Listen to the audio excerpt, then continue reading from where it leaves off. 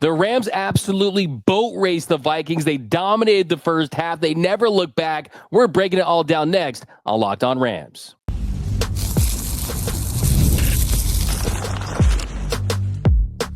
You are Locked On Rams, your daily Los Angeles Rams podcast. Part of the Locked On Podcast Network, your team every day. What is up, Ramley, and welcome to another episode of Locked On Rams, your daily podcast covering your Los Angeles Rams. Free and available wherever you get your podcasts. Locked On Rams, part of Locked On Podcast Network, your team every day. We're also available over on YouTube, so if you haven't yet, do me a huge favor. Join the party, the fastest growing Rams YouTube channel. Hit the subscribe button, hit the notification bell, hit the like button, and drop some comments down below. What is your reaction to the Rams' 27-9 wild card round win over the Minnesota Vikings? My name is Doug McCain. You can follow me on X and Instagram at DMAC_LA. I've been covering LA sports for over a decade, 24/7 sports, Bleacher Report, SI, Dodgers Nation. Also do NFL radio for Westwood One. Today I'm riding solo. Travis Rogers will be back tomorrow. But this is a quick reaction episode. We're going to break this one down more in depth on tomorrow's episode, but had to get right on and talk about this game because what a dominant performance it was by your Los Angeles Rams. They absolutely dominate the Vikings. They took it to them in the first quarter, and that really is my first big takeaway, is this Rams team absolutely flipped the script on their first quarter woes right away. You come out of the gates and you drive the ball down the field. You took it 70 yards on 7 plays. You scored an opening drive touchdown on a pass, Matthew Stafford to Kyren Williams. And just like that, you're up. And one play that will probably be forgotten was the hard count on 4th down earlier in the drive to get the Vikings to jump. Very next play, Kyren Williams, he gets the touchdown catch. The Rams up 7-0 early. Then you get a defense that just completely was dominant. On the Vikings' first drive, Byron Young, he gets the TFL on the first play, a sack on the second play. It's 3rd and 21, just like that. They end up forcing a punt. Just a great defensive series right out of the gates. This Rams defense was hungry. They're all over the place. You had pressure from your front four. And then on the very next drive, the Rams, they get the ball and they're moving it. They're moving the ball down the field. And unfortunately, Bo Limmer, he gets caught for a unnecessary roughness penalty after a 9-yard gain. That cost the Rams 15 yards. That made it 2nd and 16. Should have been 2nd and 1. And then, unfortunately, the Rams had to settle for a 34-yard field goal in this one. And you end up going 10-0. And that's another big takeaway is the Rams won all phases of this game. All 3 phases of this game were won by the Rams. The offense scoring 27 points. The defense holding this Vikings offense to just 9 points to 269 total yards. You absolutely dominate them in the first half. You take a 24-3 lead into halftime. That was the largest halftime lead in a playoff game ever in Los Angeles Rams franchise history. And the defense, they continued to show that you're getting better, that you're improving, and that you're really peaking at the right time because the Vikings get the ball back after the field goal and you're getting takeaways. Kobe Durant, he intercepts Sam Darnold on the Vikings' 3rd drive. The Rams did not capitalize. They weren't able to score points from it. But on the Vikings' 4th drive, they end up making a big mistake. You have a Jared Verse scoop and score 57 yards for a touchdown. He's doing flips into the end zone. I'm sitting there yelling, hey, please, Jared Verse, don't hurt yourself, my man. But Akella Witherspoon, he did a great job forcing that fumble. Jared Verse shows that instinct to pick it up, make something good happen with it, and he gets in the end zone. And just like that, you blink, and the Rams are up 17-3. I'll say it again. This is a Rams team that was 31st in the National Football League this season in first quarter scoring, averaging 1.8 points per first quarter for the season. The Vikings, on the other hand, they were 2nd in the NFL in first quarter scoring. The Rams not only shut them out, they held them to 2 first downs. That's how dominant this defense was. And the Vikings on their 5th drive, They turned it over again after Kobe Turner sacked Sam Darnold on 4th down. You had the conductor conducting, and that gave the ball back to the Rams. A great field possession. They're on the 39-yard line, and with 1:27 left in the first half, you get a touchdown from Davis Allen. Matthew Stafford, he finds Davis Allen for a touchdown, and just like that, the Rams up 24-3 before the half, and that was it. That was the game. Who's going to call Dan Campbell? Who's going to call Dan Campbell and tell him that you're not going to be playing the Vikings in 2 weeks? In fact, if the Rams play like this against an Eagles team that, yeah, they present some problems, they look great, you could be looking at the Rams in 2 weeks, not the Minnesota Vikings, with the performance that they put up. And you could look at some of the causes for concern, that being the lack of spreading the ball around to guys like Cooper Kupp.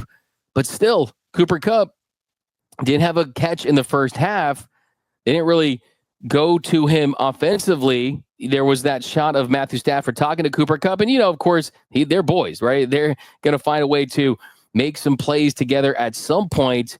And then in the second half, in the third quarter, you had a really nice catch, really nice grab, good separation. He had a 29-yard catch, Matthew Stafford to Cooper Kupp on 3rd and 9. That put the Rams on the Vikings 24-yard line, and then they get another field goal thanks to Joshua Carty. So another big kick. He's made 15 straight kicks, so he's really gotten the groove of things after we were talking about maybe the Rams still having some kicker problems. And the Vikings, we're going to score some points. Of course, the Rams defense, they were just trying to make things difficult. If you're going to score, we're going to make you use some clock up. And the Vikings, they didn't score their first touchdown of the game until the 5:05 mark in the third quarter. It was a 26-yard catch by TJ Hawkinson. You had Christian Roseboom defending him. And look, TJ Hawkinson is a great player. At that point, you just know that they're going to have some type of production offensively. You have to assume so. The Rams at that point, they're up 27-9. You're still feeling good about that. It's the National Football League. You just have to not turn the ball over, not do anything that is going to hurt yourself, and there's a good chance that you're going to walk away with the victory. And the truth is, they didn't do much in the second half, but you didn't need to, because you're up 24-3. They scored just 3 points in the third and fourth quarters combined. But the good thing for the Rams, they didn't need to, because the defense played so well. He had 9 sacks. 9 sacks for this Rams team. 9 sacks. 6 sacks in the first half. That was the most ever by a team in a playoff game in 25 years. Aaron Donald was in the building. I'm not so sure that number 99 wasn't playing in this one because of how dominant they looked. Because Sam Darnold, I think he was seeing ghosts pretty quickly. The ghost of Aaron Donald, the ghost of Deacon Jones, the ghost of great Rams in the past, because clearly they had him uncomfortable. He was holding on the ball a little too long, and the Rams just weren't getting the job done. 8 of their 9 sacks came with 4-man fronts. So you're getting pressure from your front four. You can keep guys in coverage and guard the weapons they have with Justin Jefferson and Jordan Addison and TJ Hawkinson. And you got to give this Rams team all the credit in the world, considering the week that they had, considering that you always know what happened. And thoughts and prayers to everyone in Southern California that's been impacted by the wildfires. I live in Hollywood. I evacuated. I have friends and family that have lost their houses, everything they've ever had. It's a very sad time, for being completely honest, here in Southern California. But I think this Rams team kind of felt that, and they rallied behind that. They didn't complain. The Vikings were complaining. Oh, we know before, of course, everything happened. The Vikings there. Oh, how does a 14-win team not have a home playoff game and this and that? Vikings, they had a lot of fans there. It felt like a college bowl game in a sense, because there was a good amount of Vikings fans. I mean, the Rams showed up. They showed out. They're making noise all night long, but there was a larger volume of Vikings fans that were there that would have been in SoFi because they're relocating. But the Rams, they didn't complain. They went out there and they didn't make excuses. They just took care of business and they got the job done. And it really, really is a testament to the culture of this Rams organization with Sean McVay and everything that they have built as a team and as a group. So it doesn't surprise me at all whatsoever. They were able to go and win this game. It was a terrific game plan by Chris Shula, well executed. Matthew Stafford was sharp once again. My prediction for this game was I had the Rams 27, the Vikings 23. I was right on the Rams scoring 27 points, but the shocker is that you held this Vikings team with all the explosive weapons to single digits. 269 total yards, 163 passing yards, 106 rushing yards, 3.8 yards per play, 6 for 17 on third downs, 1 for 4 on fourth downs, 9 sacks. You forced 3 punts. The Rams had 10 penalties, too, for 95 yards. That definitely something you want to clean up. But you caused a fumble, you had an interception, and you didn't get beat bad by Justin Jefferson. You held Justin Jefferson to 5 catches for 58 yards. He didn't get in the end zone. Their leading receiver was their tight end. If I had told you that before the game, you'd have felt pretty good about the Rams' chances of winning. Jordan Addison, 3 catches for 29 yards. Jalen Naylor, 3 catches for 33 yards. So it was just a fantastic win for the Los Angeles Rams. I hate to say this about an NFL playoff game, but it felt easy. They were cruising. It felt easy. This is as comfortable of a playoff game win that I've experienced. And that's because of how dominant that first half was. So, yeah, what a win for the Los Angeles Rams. You felt the energy in that building. You saw the team wearing LAFD gear, hats, and shirts. And it was just an incredible performance by the defense. All phases of the game, we needed a Matthew Stafford that was going to be sharp, a Matthew Stafford that looked locked in. And he was 19 for 27, 2 touchdowns. He handled the blitz well. Kyren Williams, 16 carries for 76 yards. On the receiving end, Tyler Higbee actually was the Rams' leading receiver tonight. 5 catches for 58 yards. Behind him was Puka, 5 catches for 44 yards. So that's another takeaway. We'll talk about it tomorrow is you have Higbee as an additional weapon. He was breaking tackles. He was making plays. Puka Nacua got banged up a couple times there, but he's going to be fine. And you spread the ball around. I mean, Demarcus Robinson hadn't had a catch in a while. He gets a catch for 23 yards. Kyren Williams, 3 catches for 16 yards, had the touchdown. Colby Parkinson, 2 catches. Hunter Long, a catch. And Davis Allen had a 13-yard touchdown catch. So you look at that. 1, 2, 3, 4, 5, 6, 7, 8 Rams caught passes from Matthew Stafford tonight. He spread the ball around. Kyren Williams run the football. Matthew Stafford being efficient, but really major kudos to that defense. I said it before, I'll say it again. Just an absolute ferocious, dominant performance by a hungry defense. Just absolute beasting by those guys on the front. I mean, just give them all the credit in the world. But yeah, we're going to break this one down more in depth tomorrow. Just want to give a quick, rapid reaction. And let me know down below in the comments section, what is your reaction to this big Rams win? And are they done? I don't think so. You're going to hear everyone pick the Eagles.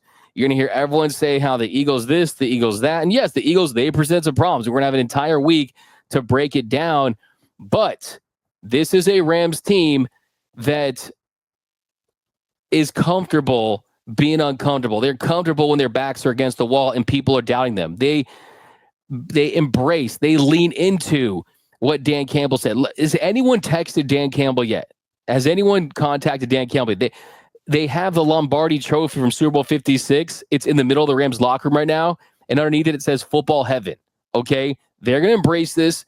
They don't feel like they're done. When you have a quarterback like Matthew Stafford that looks locked in, Sean McVay, this group playing for this city, everything the city has been through in the last week, it was a beautiful thing tonight. And hey, whose house? It was temporary Rams house tonight in Arizona, but just an incredible victory for the Rams. And we're going to break it down more tomorrow. So stay tuned early for another episode of Locked On Rams. Travis will be back. We'll break it all down, give our big takeaways and any updates after the game from Sean McVay and players as well. But that's going to do it for this emergency reaction episode. breaking down the Rams' 27-9 wild card round win over the Minnesota Vikings. My name is Doug McCain. You can follow me on X and Instagram at DMAC_LA. Until next time, whose house? It's Locked On Rams house.